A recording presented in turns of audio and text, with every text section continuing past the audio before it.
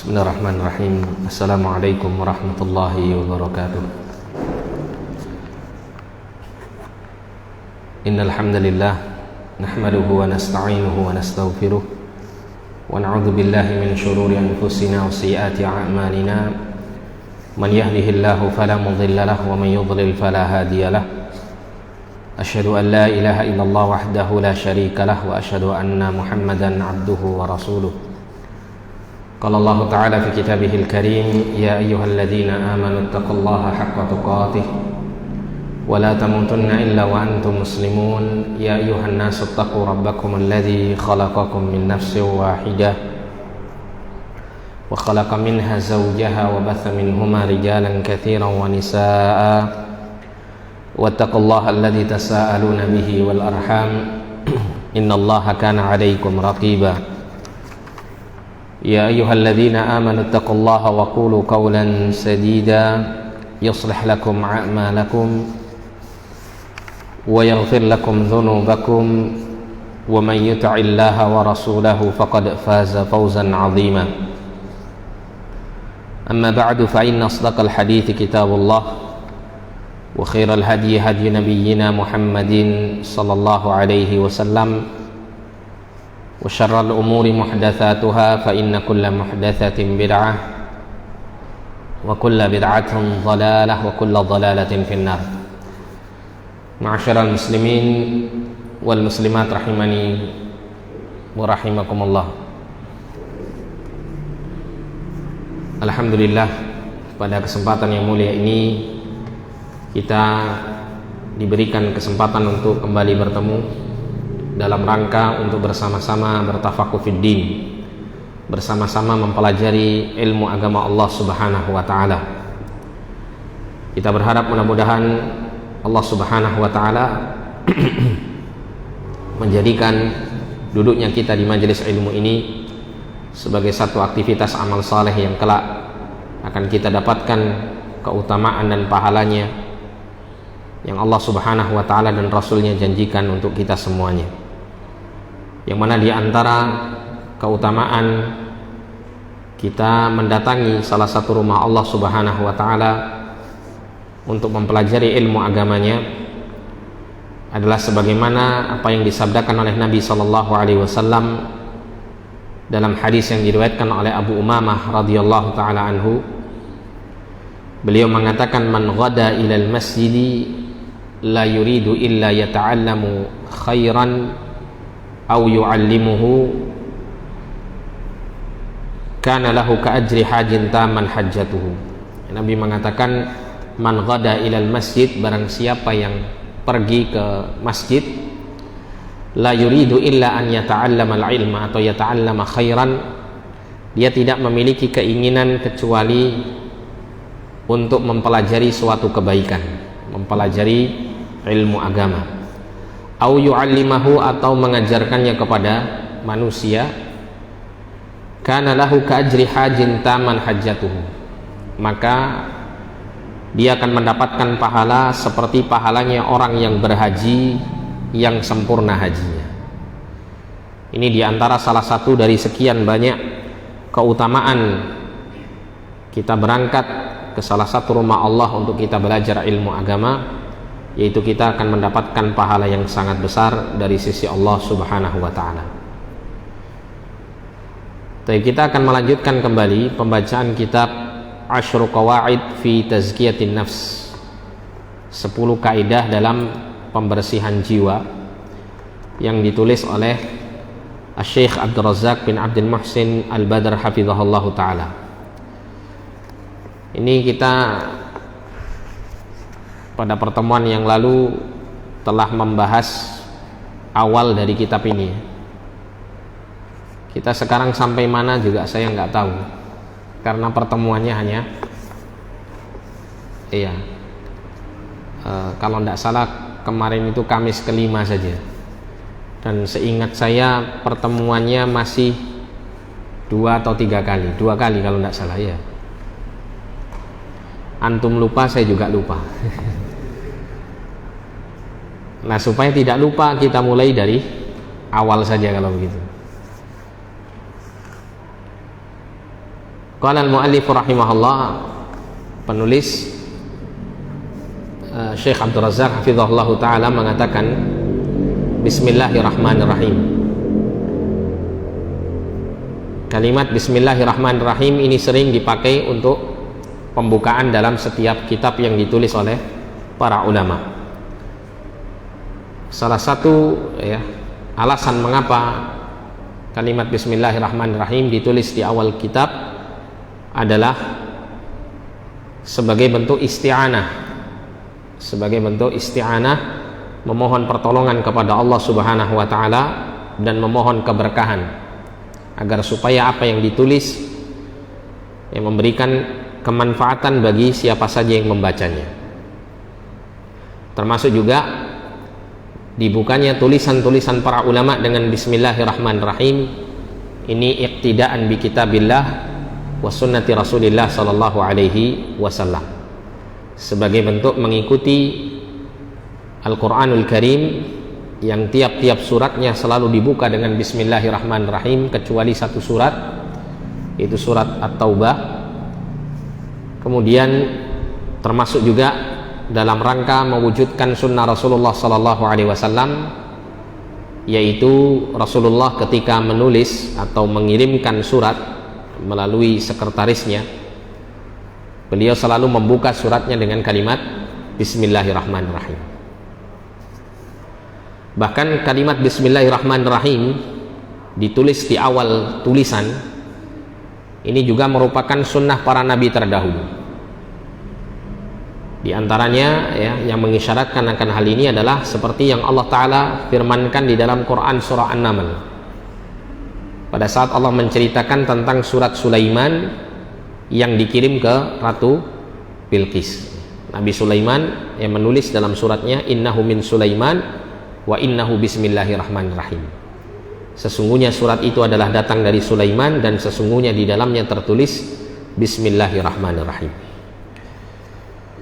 Kemudian Bismillahirrahmanirrahim kita tidak bahas terlalu detail kalimat ini karena insyaallah kita semuanya sering mendengar.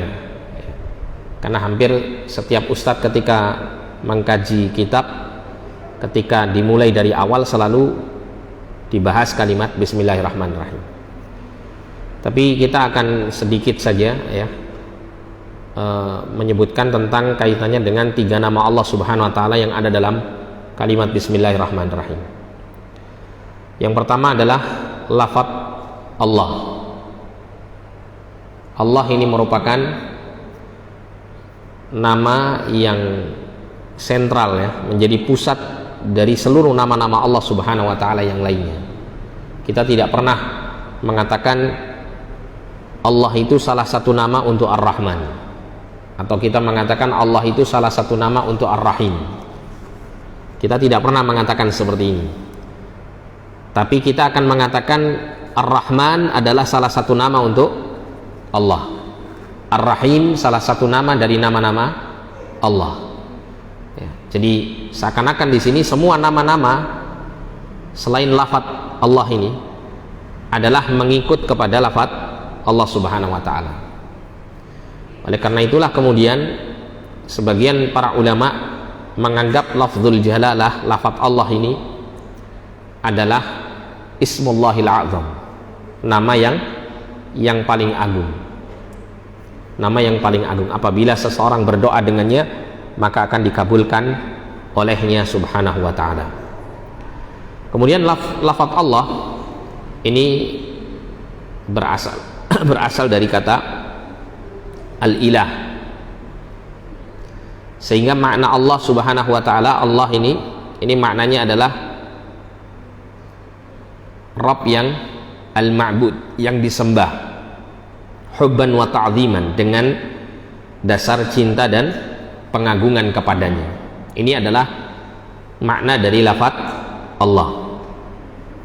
Kemudian Ar-Rahman ini bentuk sighatun mubalaghah, bentuk untuk menyebut sesuatu itu lebih. Dan makna Ar-Rahman itu adalah Allah yang memiliki kasih sayang yang sangat luas, ya, dzur rahmatil wasi'ah.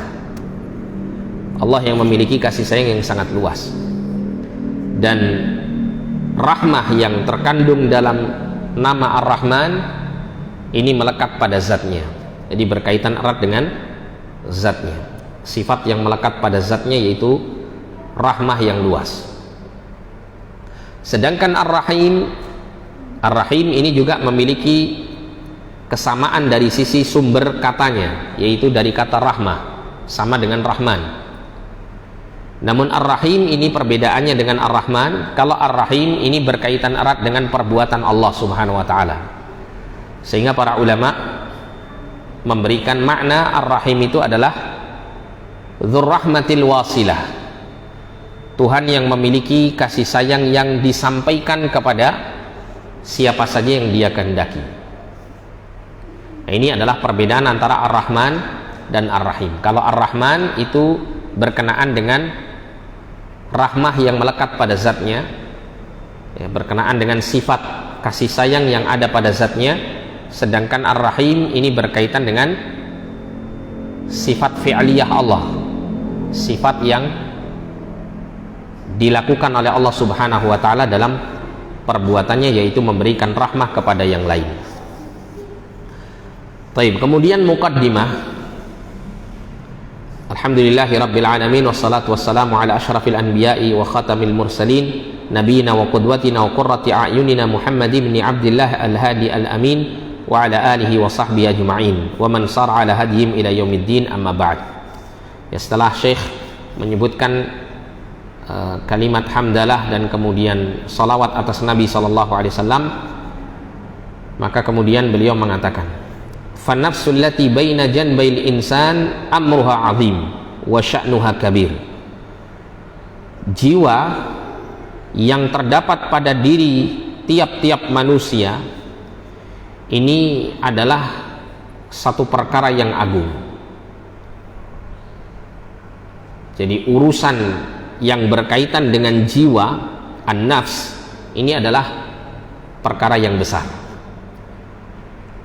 yang menunjukkan bahwa jiwa ini merupakan perkara yang besar. Disebutkan oleh Syekh, faqad aqsamallahu azza wa jalla bi'adadin min makhluqatihil kibar adala ala azamatihi subhanahu wa ta'ala fi surati syamsi ala nafsil muflihah wa ghairil muflihah. Sungguh Allah azza wa jalla telah bersumpah dengan menyebut beberapa makhluknya yang besar, ya, yang agung. Jadi makhluk-makhluknya yang besar, makhluk-makhluknya yang agung, yang menunjukkan atas keagungan Allah Subhanahu wa taala. Ya, karena ketika kita melihat, ya, adanya makhluk yang agung yang besar, tentu ini menunjukkan keagungan Sang Pencipta. Jika makhluknya saja sebesar ini, seagung ini, maka bagaimana dengan penciptanya, kan begitu. Yang mana disebutkan di dalam surah Asy-Syams, di dalam surah Asy-Syams, 'ala nafsil muflihah, ya, untuk menjelaskan tentang jiwa yang beruntung, wa ghairil muflihah, dan jiwa yang tidak beruntung. Jadi mulai ayat pertama dalam surah Asy-Syams sampai ayat yang ke-6, Allah Subhanahu wa taala bersumpah atas nama makhluk-makhluknya yang agung, yang mengisyaratkan bahwa setelahnya Allah Subhanahu wa taala akan membicarakan perkara yang agung pula, yang ternyata Allah sebutkan tentang kaitannya dengan penciptaan jiwa manusia.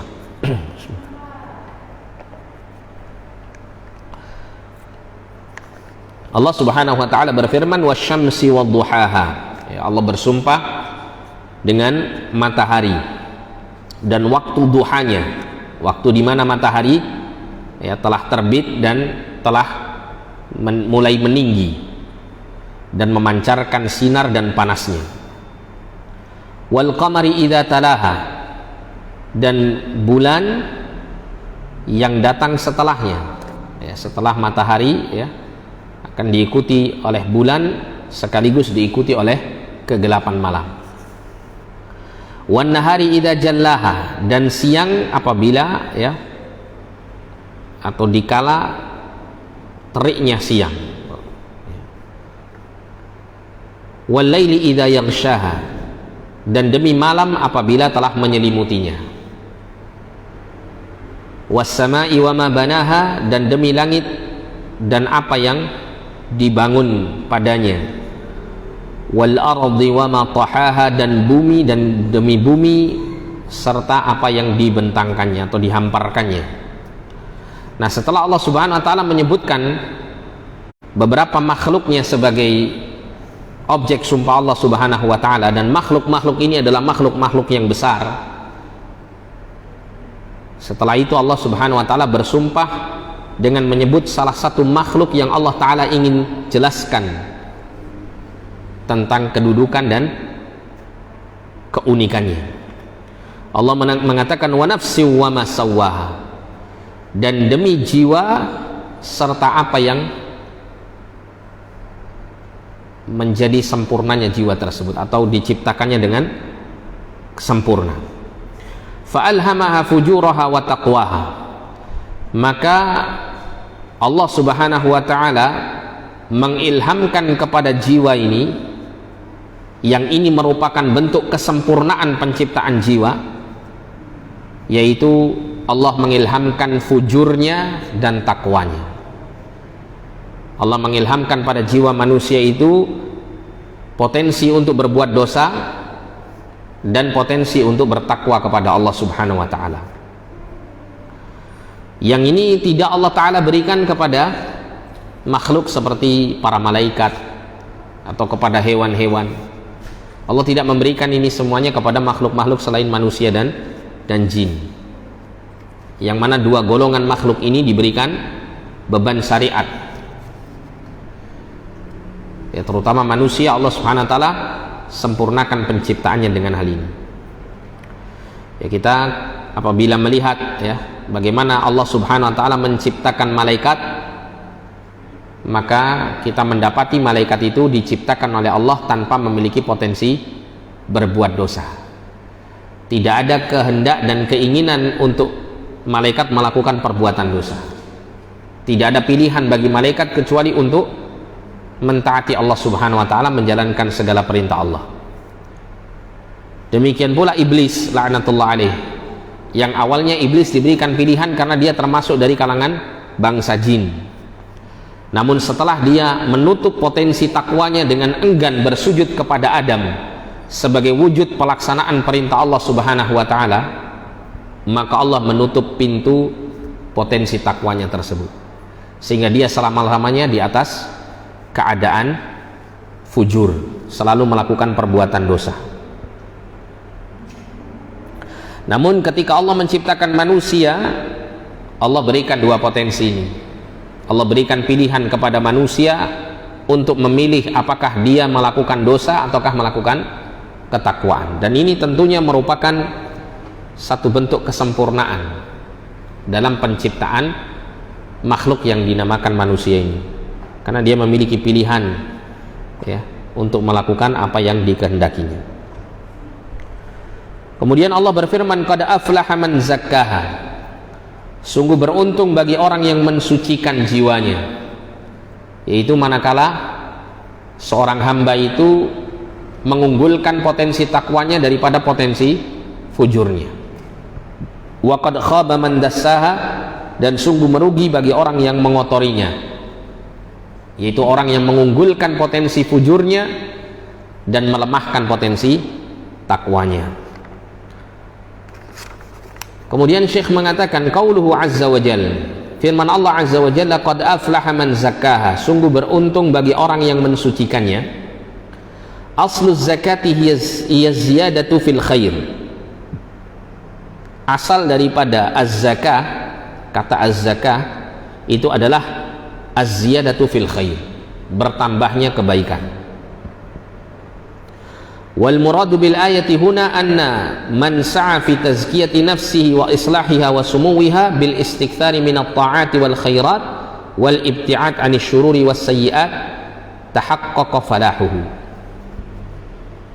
Dan yang dimaksud dengan ayat ini yaitu firman Allah, qad aflaha man zakkaha, sungguh beruntung bagi orang yang mensucikannya, adalah bahwasanya siapa saja yang berusaha untuk membersihkan jiwanya, berusaha untuk memperbaiki jiwanya, berusaha untuk menghidupkan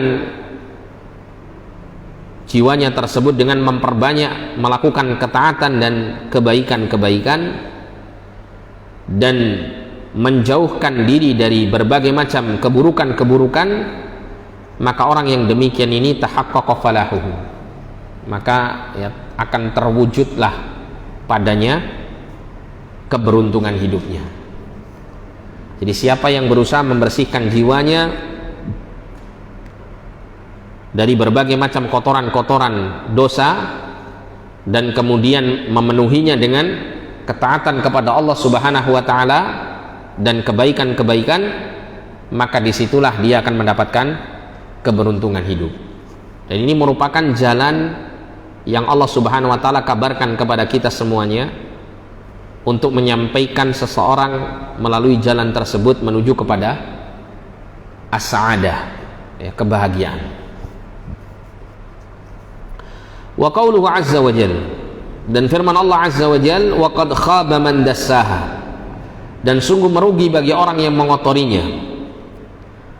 Aslut tadsiyati huwal ikhfa, asal dari kata mengotori, kata tadsiyah, dari kata yang disebutkan oleh Allah dalam ayat ini, dassaha gitu dassa, itu maknanya adalah al-ikhfa, yaitu menyembunyikan. Sehingga kalau diartikan di sini, waqad khaba man dassaha, dan sungguh merugi bagi orang yang menyembunyikannya, gitu. Apa yang dimaksud? Jadi Syekh mengatakan, fal 'asi qad akhfa nafsahul karimah bi fi'lil atham. Orang yang melakukan kemaksiatan, dia sungguh telah menyembunyikan potensi jiwanya yang mulia dengan melakukan perbuatan-perbuatan dosa.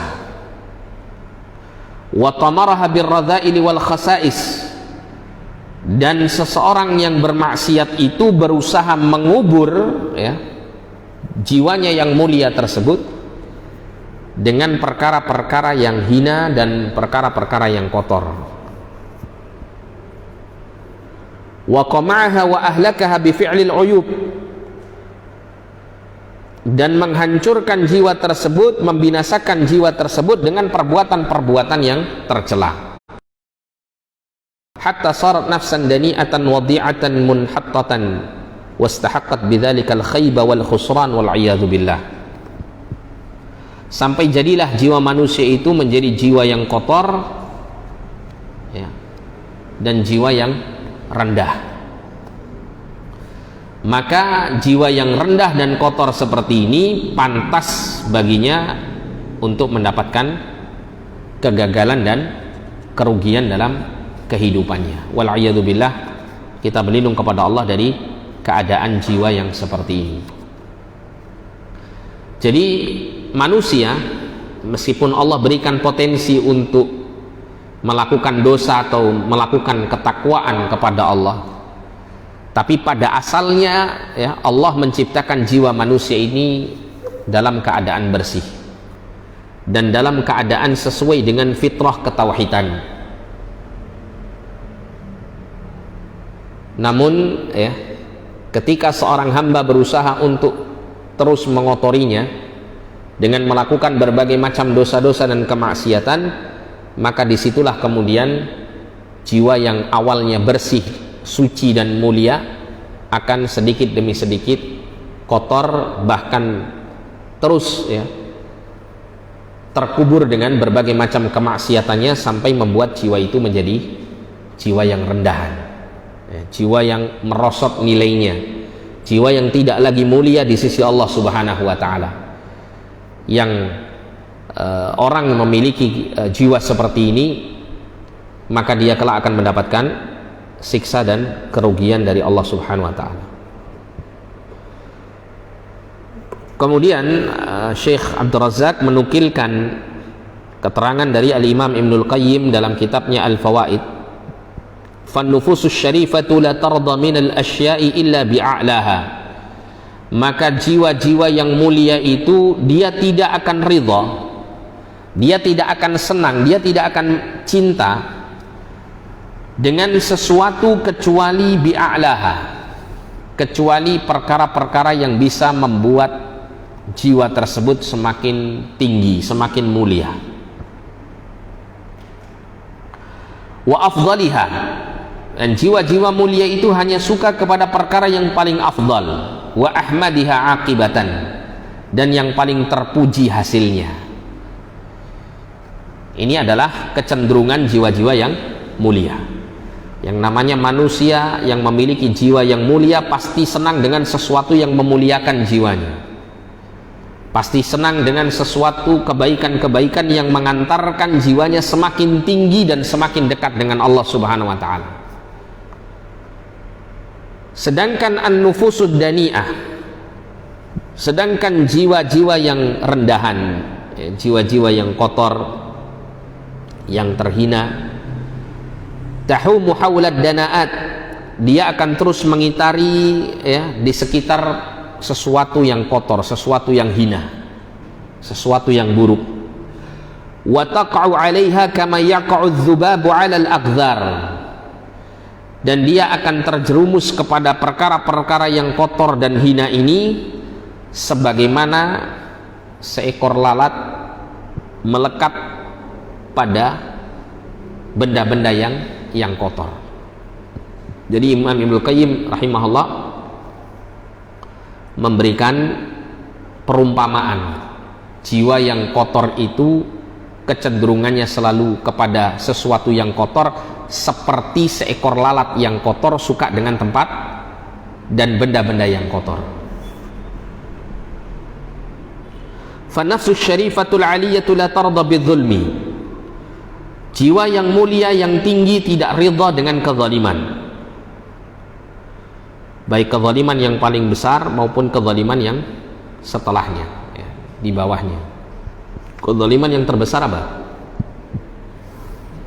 Kezaliman yang terbesar adalah syirik, karena Allah berfirman, inna syirka la zulmun azim, sesungguhnya kesyirikan itu adalah kezaliman yang sangat besar.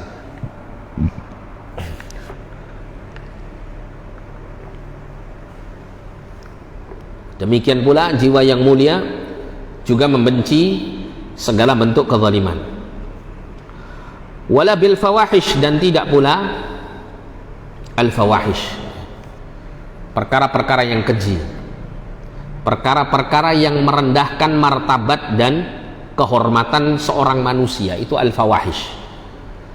Oleh karena itu perbuatan zina, kemudian membuka aurat di hadapan orang yang haram untuk melihatnya, atau perbuatan-perbuatan yang serupa dengan ini, perbuatan-perbuatan keji, termasuk juga minum khamr dan semacamnya, ini termasuk bentuk al-fawahish. Kenapa? Karena dia merendahkan martabat dan derajat manusia. Oleh karena itu jiwa yang mulia tidak suka dengan perkara al-fawahish ini, dia tidak cenderung kepada al-fawahish. Wala bisariqah, termasuk jiwa yang mulia itu tidak suka untuk melakukan pencurian. Wal khiyanah, demikian pula khianat. Li'annaha akbaru min dzalika wa ajal, karena jiwa yang mulia itu lebih besar dan lebih mulia dari semua sifat-sifat yang buruk tersebut. Sedangkan an-nafsul mahinatul haqiratul khasisatu bidziddi min dzalik, sedangkan jiwa yang hina, yang rendahan, yang kotor, kecenderungannya itu tentu berbeda dengan kecenderungan jiwa yang mulia ini.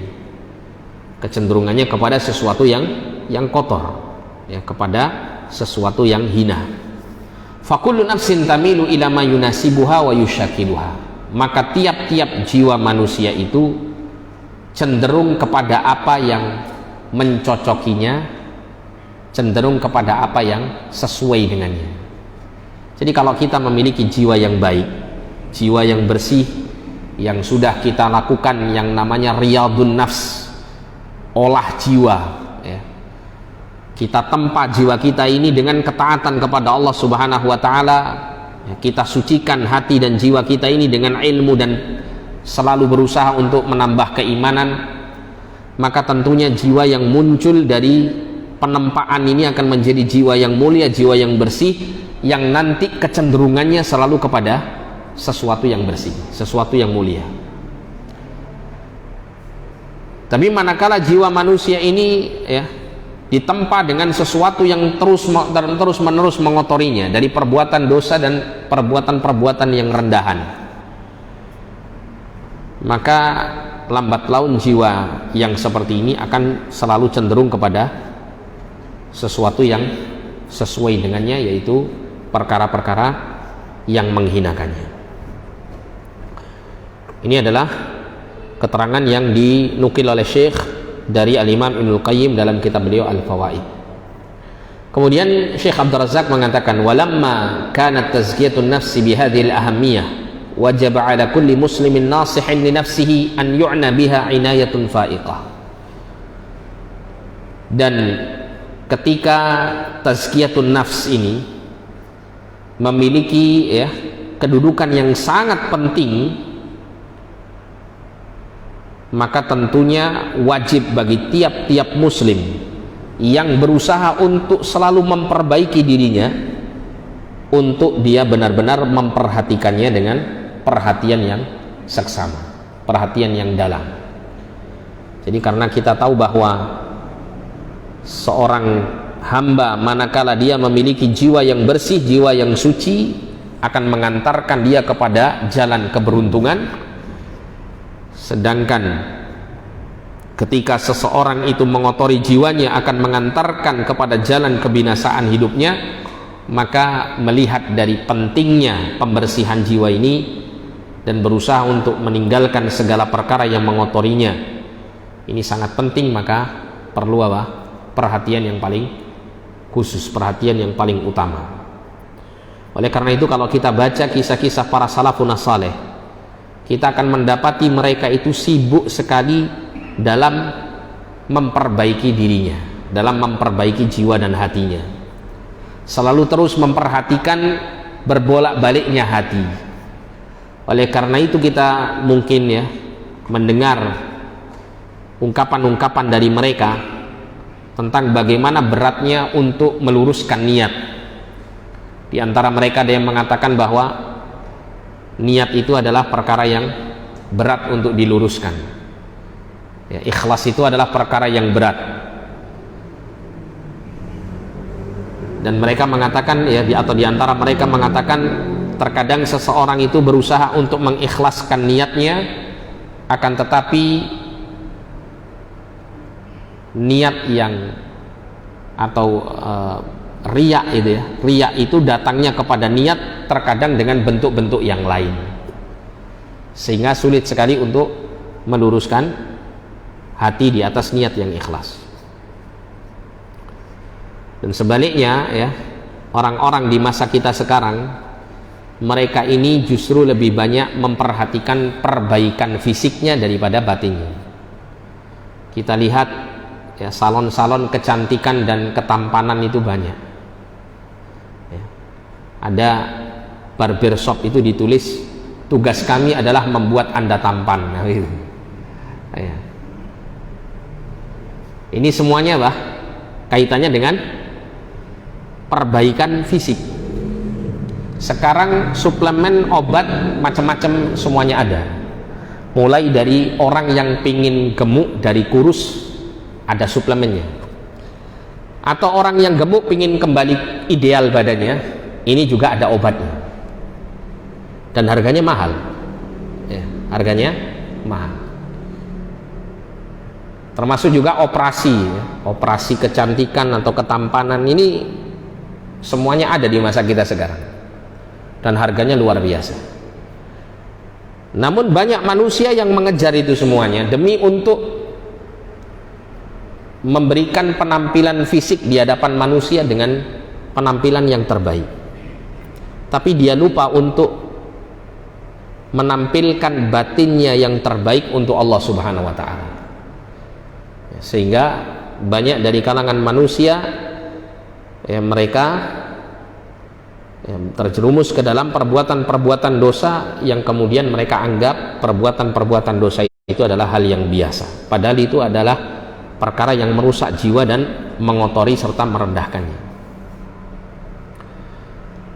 Kemudian wa an yujahida nafsahu fi hayatihi ala tahqiqi hadhil ghaya al-hamidah, dan hendaklah seorang muslim yang peduli dengan jiwanya, dia hendaklah berusaha dengan sekuat tenaga untuk melakukan yang namanya mujahadatun nafs, memerangi hawa nafsunya.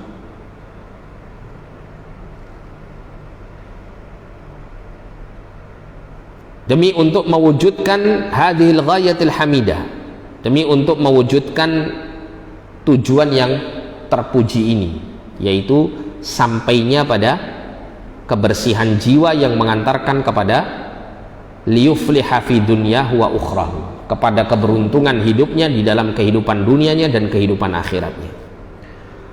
Wa yun'ama bis sa'adatil haqiqiyah, dan demi untuk mendapatkan kenikmatan berupa kebahagiaan yang hakiki. Jadi pada hakikatnya kebahagiaan hidup itu terletak pada hati dan jiwa, bukan terletak pada fisik. Betapa banyak kita melihat secara zahirnya seorang manusia itu memiliki semua kenikmatan dunia, tapi ternyata kemudian kita dapati di antara mereka ada yang mengakhiri hidupnya dengan bunuh diri. Ya, saya pernah mendengar sebuah kisah nyata orang kafir ini ya. Dia seorang pengusaha besar di Korea Selatan yang kemudian dia mati bunuh diri. Ceritanya pengusaha ini awal ya meniti karirnya itu dari nol. Ya, dari nol, dari awal memang betul-betul dari bawah ya. Bahkan diceritakan dia ini ya, kalau tidak salah sampai pernah menjadi OB, office boy, sebelum dia menjadi pengusaha besar. Tapi dia terus berusaha dengan gigih ya, untuk meraih cita-citanya, dan dia menganggap bahwa cita-cita menjadi pengusaha besar, menjadi pimpinan perusahaan besar ya, di suatu perusahaan di Korea Selatan itu adalah puncak kebahagiaan hidupnya di dunia ini. Menurut dia demikian. Dengan usaha yang luar biasa dan tentunya menjadi takdir Allah Subhanahu wa taala, dia pun kemudian mendapatkan apa yang dia cita-citakan. Namun ketika sampai pada puncak cita-citanya, bayangan kenikmatan yang dia ya, terus jadikan motivasi untuk terus dia kejar sampai pada titik yang sudah dia pijak pada saat itu, ternyata kosong, nggak ada. Jadi bayangan dia kalau dia sudah menjadi pengusaha besar atau menjadi pimpinan perusahaan besar, itu dia akan menjadi bahagia, manusia paling beruntung. Tapi sampai pada titik itu dia tidak menemukan apa yang dia rasakan sebagai kebahagiaan. Sampai pada akhirnya mentok, dia tidak merasakan apa yang selama ini menjadi bayangannya, yaitu kebahagiaan ini. Maka akhirnya dia pun mengakhiri hidupnya dengan bunuh diri. Orang kafir. Jadi ketika seseorang itu tidak melalui jalur ya, jalan yang telah Allah kabarkan untuk meraih kebahagiaan, dia tidak akan pernah sampai pada kebahagiaan. Jadi jangan pernah Anda merasa tertipu ketika Anda melihat misalnya mungkin sesama muslim mungkin ya, tapi yang satunya ini adalah muslim yang taat, yang satunya muslim yang fajir. Kemudian Anda hanya melihat dari sisi zahirnya, Anda melihat muslim yang taat ini hidupnya ngenes misalnya, hidupnya dari sisi ekonomi susah misalnya, dan Anda melihat seorang muslim yang fajir yang banyak melakukan dosa dan maksiat, hidupnya bergelimang harta dan fasilitas dunia. Anda melihat secara zahirnya seakan-akan yang bahagia adalah yang fajir ini. Tapi yakinlah bahwa siapapun dari kalangan hamba-hamba Allah yang menempuh jalan ya, tazkiyatun nafs, pensucian jiwa ini, akan sampai pada keberuntungan hidup, kebahagiaan hidupnya. Sehingga manakala kita menilai ya, manusia itu bahagia atau tidaknya, Anda nilai dari sisi ini. Ya, bisa jadi seorang muslim yang taat kepada Allah, yang selalu berusaha membersihkan jiwanya, ini dia mendapatkan kebahagiaan yang tiada taranya, yang mungkin kebahagiaan itu tidak bisa kita lihat secara zahirnya. Mungkin saja Allah berikan cobaan, mungkin kekurangan finansial atau macam-macam lah, tapi dalam hatinya Allah berikan ketenangan yang luar biasa, kebahagiaan yang luar biasa. Dan inilah yang mungkin pernah kita dengar dari kisah perjalanan hidup seorang Syekhul Islam Ibnu Taimiyah rahimahullah. Syekhul Islam Ibnu Taimiyah rahimahullah ini pernah mengatakan ya, bagaimana musuh-musuhku itu bisa mencelakakan diriku, kata beliau. Apabila aku ini diasingkan, maka bagiku itu adalah rehlah ya, merupakan rekreasi bagiku, sehingga aku akan mengetahui bagian bumi Allah Subhanahu wa taala yang lain yang belum pernah aku pijak. Dan ketika aku di penjara, maka itu adalah tempat di mana aku bisa berkhalwat kepada Allah, berkhalwat bersama Allah, berdua-duaan bersama Allah Subhanahu wa taala. Aku bisa bermunajat, aku bisa melakukan ya, berbagai macam ibadah dengan tenang di dalam penjara ini. Dan apabila musuhku membunuhku, maka aku akan insyaallah ta'ala akan mati di atas asy-syahadah, mati syahid, karena aku mati untuk agama Allah Subhanahu wa ta'ala. Ini adalah orang yang sudah mencapai puncak tertinggi dalam kebahagiaan. Mengapa? Karena menempuh jalan ini, tazkiyatun nafs.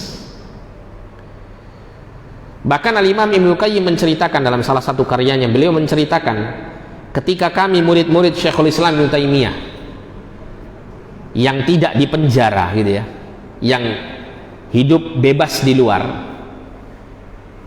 dalam keadaan merasa gundah gulana, merasa sedih, merasa susah ya, dalam menempuh kehidupan ya, dalam menghadapi tantangan-tantangan dakwah di luar, maka kami akan datang kepada guru kami yang di penjara.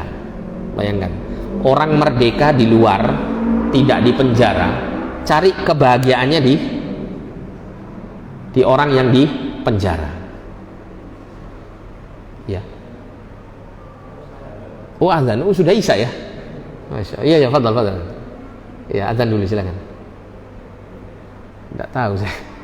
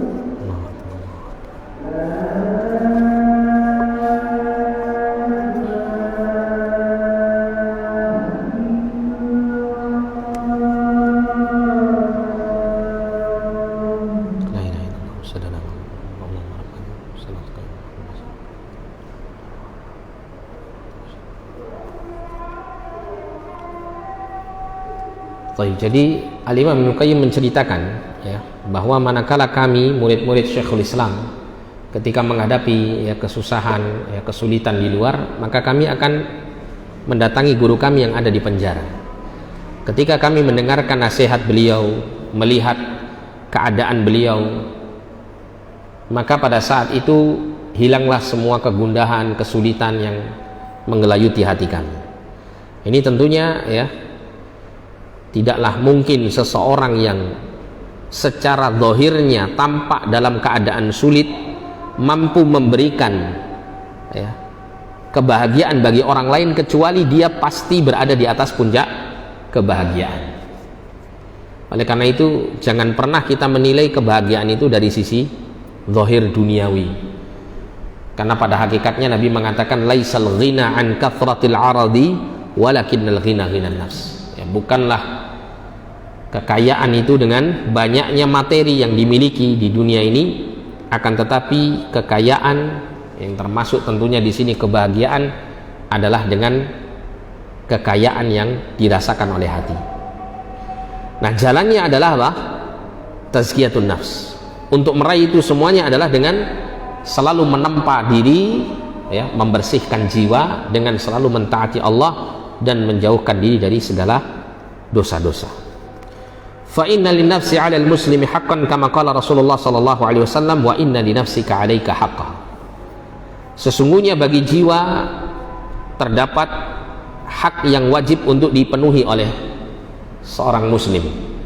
Sebagaimana Rasulullah sallallahu alaihi wasallam bersabda, dan sesungguhnya pada jiwamu terdapat hak yang kau wajib tunaikan.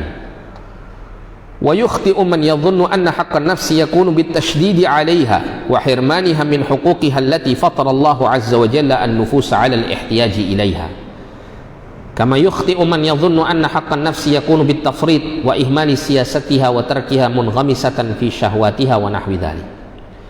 Jadi merupakan kesalahan orang yang menyangka bahwa haknya jiwa itu adalah dengan cara at-tasydid 'alaiha, ya, melakukan satu tindakan-tindakan yang memberikan ya, kesulitan bagi jiwa tersebut dan mengharamkan jiwa tersebut dari hak-hak yang Allah Subhanahu wa taala fitrahkan untuk jiwa ini. Contohnya begini, ada di kalangan manusia itu demi untuk memiliki jiwa yang bersih ya, dengan konsep yang tidak sesuai dengan agama, dia kemudian melakukan satu usaha, di antaranya seperti dia menjauhkan diri dari menikah, berusaha hidup terus membujang. Dan bibit-bibit seperti ini muncul di masa Rasul Shallallahu Alaihi Wasallam. Akan tapi Rasulullah langsung mengarahkan mereka, yang mana mungkin kisah ini sering kita dengar ya. Jadi ada 3 laki-laki yang datang kepada Rasulullah SAW tapi tidak ketemu sama Rasul, ketemu sama istri beliau Shallallahu Alaihi Wasallam. 3 orang ini menanyakan bagaimana ibadah yang dilakukan oleh Rasulullah Shallallahu Alaihi Wasallam. Maka setelah dijelaskan oleh istrinya, maka 3 lelaki tersebut menganggap remeh ibadah yang dilakukan oleh Rasulullah.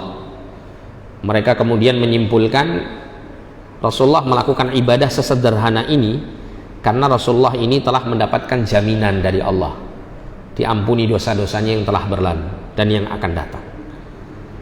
Maka kemudian 3 orang ini menyimpulkan kalau begitu ya, karena kita ini tidak memiliki jaminan untuk mendapatkan ampunan dari dosa-dosa seperti layaknya Rasul Shallallahu Alaihi Wasallam, maka kita harus melakukan ketaatan ibadah yang lebih ekstrim daripada apa yang dilakukan Rasulullah.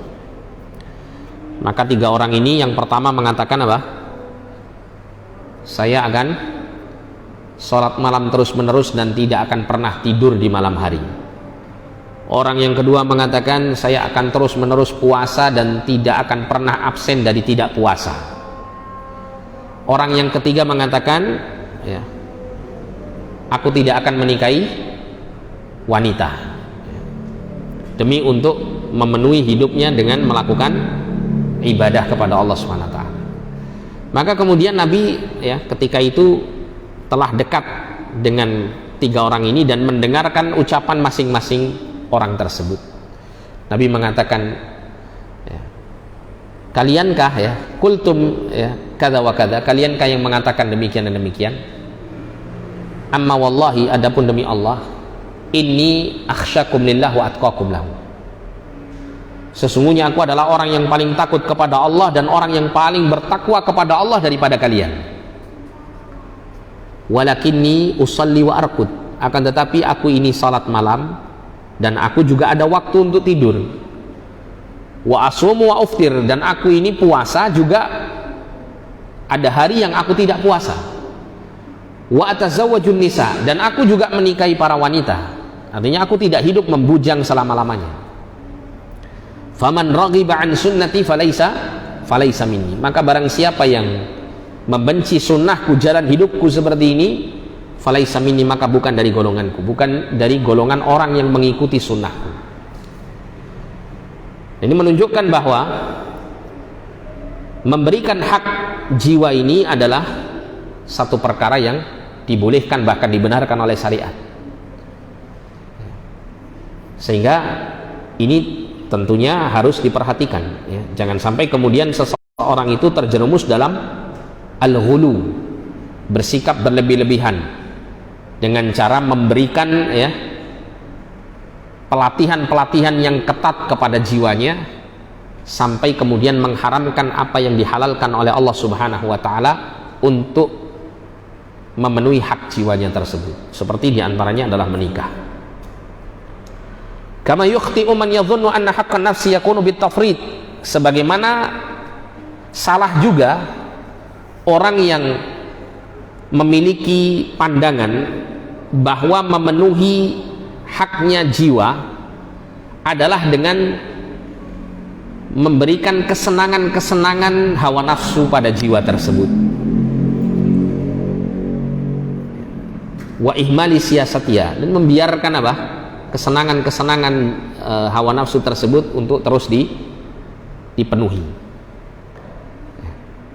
Wa tarkiha munghamisatan fi syahwatiha, dan meninggalkan jiwa tersebut tenggelam di dalam syahwatnya. Nah, ini adalah 2 kutub yang harus dihindari oleh seseorang yang menempuh jalan tazkiyatun nafs. Kutub yang ekstrim, berlebih-lebihan sampai mengharamkan untuk jiwa sesuatu yang menjadi fitrah bagi jiwa tersebut, atau kutub yang meremehkan, yang membiarkan jiwa dan hawa nafsunya itu bergelimang dalam kesenangan-kesenangan syahwat.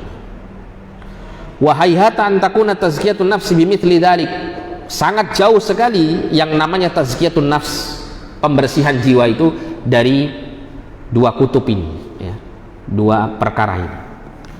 Bal tazkiyatun nafsi takunu bil masaliki syar'iyyah, akan tetapi pembersihan jiwa itu adalah dengan menempuh jalan-jalan syariat, dengan cara-cara yang disyariatkan. Wa bit tawassuti wal i'tidal, dan dengan sikap yang pertengahan, tidak ke kutub yang berlebihan tadi atau kepada kutub yang menggampang-gampangkannya. Fala ifrat wala tafrid, ya, tidak gulu, tidak ekstrim, dan tidak pula menggampangkan.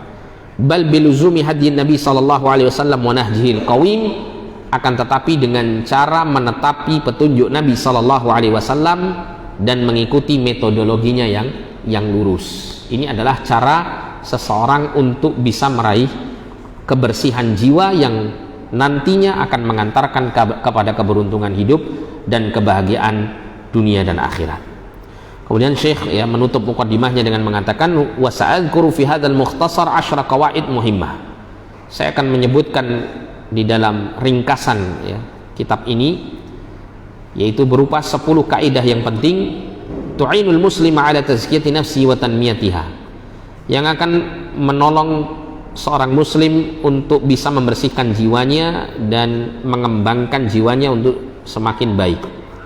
wa tadhhiriha min kulli ma yudannisuha wa yushinuha, dan membersihkan jiwa tersebut dari segala apa yang mengotorinya dan menodainya. Wa as'alullah ta'ala an yuzakkiya nufusana, dan aku memohon kepada Allah Ta'ala agar membersihkan jiwa-jiwa kita, wa an yusliha a'malana, dan memperbaiki amal-amal kita, wa an yusaddida aqwalana, dan membenarkan ucapan-ucapan kita, wa an yubassirana bil haqqi wa yarzuqana ittiba'ahu, dan menampakkan kepada kita kebenaran dan memberikan rezeki kepada kita untuk mengikutinya. Wa an yahdiyana li ahsanil akhlaqi wal a'mal, dan agar supaya memberikan hidayah kepada kita untuk memiliki akhlak yang baik dan amal yang mulia. Wa an yasrifa 'anna sayyi'aha, dan memalingkan dari kita keburukan-keburukan. Wa an yujannibana al fitan ma dhahara minha wa ma batan, dan menjauhkan kita dari berbagai macam fitnah yang tampak maupun yang tersembunyi. Wa sallallahu ala nabiyina Muhammadin wa ala alihi wa sahbihi wasallam. Semoga salawat Allah atas Nabi kita Muhammad, demikian pula salam keselamatannya ya, kepada Nabi kita Muhammad SAW dan juga kepada keluarganya serta para sahabat. Tapi insyaallah untuk pertemuan berikut kita akan masuk pada al-qaidatul ula, kaidah yang pertama yang disampaikan oleh Syekh secara singkat untuk membuat kita bisa memiliki jiwa yang bersih yang mengantarkan kepada keberuntungan hidup kita di dunia maupun di akhirat. Mungkin sebelum ditutup ada pertanyaan, silakan. Ini jam berapa ini? Jam 7.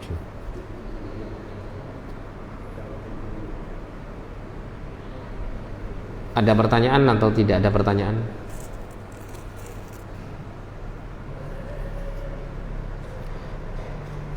Ya.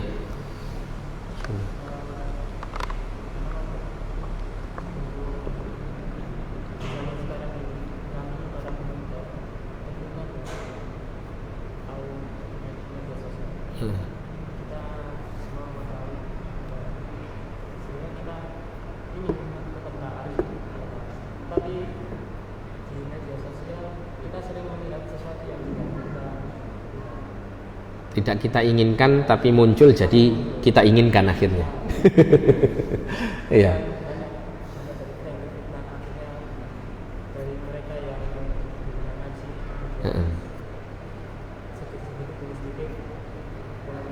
Iya, mundur teratur ya.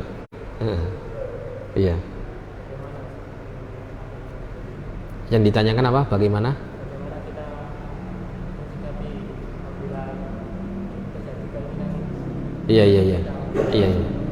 Iya. Dalam kitab Syekh Abdul Razak yang satunya ya, Asyru Qawaid fil Istiqomah, ada 10 kaidah dalam istiqomah. Jadi Syekh menjelaskan bahwa namanya orang kalau istiqomah itu nggak akan mungkin lurus terus. Sulit orang itu untuk lurus terus. Oleh karena itu harus ada perkara-perkara yang harus dilakukan untuk bisa mempertahankan istiqomah ini, atau paling tidak untuk bisa menambal kekurangan-kekurangan pada usaha kita dalam istiqomah. Dan Allah Subhanahu wa taala berfirman dalam Al-Qur'an, fastaqimu ilaihi wastaghfiru, maka istiqomahlah kamu kepadanya, yaitu kepada tauhid, wastaghfiruhu, dan minta ampunlah kamu kepada Allah Subhanahu wa taala.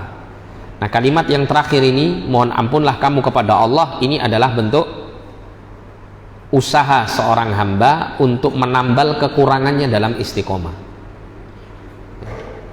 Dan nanti di dalam kitab ini juga, seseorang manakala dia berusaha untuk membersihkan jiwanya, maka hendaklah dia berlaku as-sadat. Berlaku as-sadat itu maksudnya berlaku yang sesuai dengan sunnah Nabi SAW. Tapi kalau seandainya tidak mampu, apa yang harus dilakukan? Fal muqarabah, maka hendaklah dia melakukan pendekatan kepada sunnah ini. Kalau memang tidak bisa persis seperti apa yang diajarkan Nabi, paling tidak mendekati. Ya, paling tidak mendekati. Kalau tidak bisa persis seperti apa yang dicontohkan oleh Nabi dalam perilakunya, paling tidak mendekati. Nah, itu yang membuat kita insyaallah taala tetap bisa istiqomah. Ya. Jadi tadi ditanyakan tentang salah satu fitnah akhir zaman ini, yaitu adanya internet ya.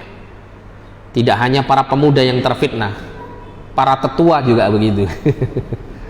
Ya. Semua orang terfitnah dengan ini. Dan kita tahu bahwa internet itu seperti pisau yang bermata dua, kan begitu ya. Kalau dipakai untuk kebaikan maka akan menghasilkan kebaikan, kalau dipakai untuk keburukan maka akan menghasilkan dosa dan kemaksiatan. Nah, tinggal kita bagaimana cara mengaturnya. Cuman ya terkadang ya sepintar-pintar kita, sepandai-pandai kita, sebesar-besar usaha kita untuk mengelola internet ini, tetap kita akan terjerumus pada sesuatu yang dimurkai oleh Allah SWT. Maka ya caranya seperti tadi, kita banyak-banyak istighfar kepada Allah.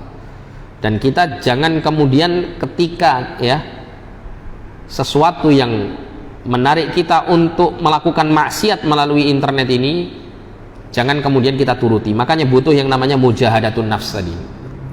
Ya, kesungguhan diri untuk memerangi hawa nafsu. Nah, disinilah adanya adalah usaha untuk memperbaiki diri. Oleh karena itu kalau kita ini benar-benar sibuk ya memperhatikan diri kita, kita akan tersibukkan ya waktu kita ini untuk memperbaiki diri dan akan lupa dengan segala apa yang ada pada diri orang lain. Ya, karena kita sibuk untuk memperbaiki diri ya selama waktu yang Allah Ta'ala berikan kepada kita untuk kita hidup di dunia ini. Nah, disinilah kemudian kita ya perlu untuk mujahadatun nafs ya, perlu untuk memerangi hawa nafsu dan menempuh beberapa kaidah yang disebutkan oleh Syekh di dalam kitab ini, yang insya Allah akan mengantarkan kita untuk memiliki jiwa yang mulia. Dan kalau kita sudah memiliki jiwa yang mulia, ketika kita melihat sesuatu yang dimurkai oleh Allah atau tampak ya sesuatu yang dimurkai oleh Allah ini menarik hati kita, maka hati kita ini ada rimnya ya, hati kita ini ada rimnya. Atau bahkan kalau sampai pada tingkatan yang lebih tinggi, maka hati kita ini akan sangat tidak suka dengan itu, sangat tidak suka, sangat tidak tertarik dengan hal seperti itu. Karena tadi seperti yang disebutkan Syekh, bahwa jiwa yang mulia itu kecenderungannya selalu kepada perkara yang mulia. Dia tidak akan merasa betah dan nyaman untuk berada pada keadaan yang membuat dia ini kotor dan hina. Wallahu a'lam bishawab. Bisa dipahami ya? Iya. Ada pertanyaan lagi atau sudah cukup?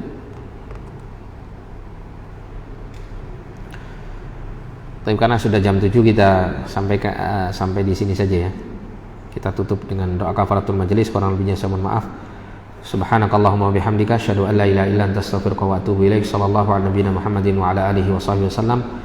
Walhamdulillahirabbil alamin wa lafu minkum. Assalamualaikum warahmatullahi wabarakatuh.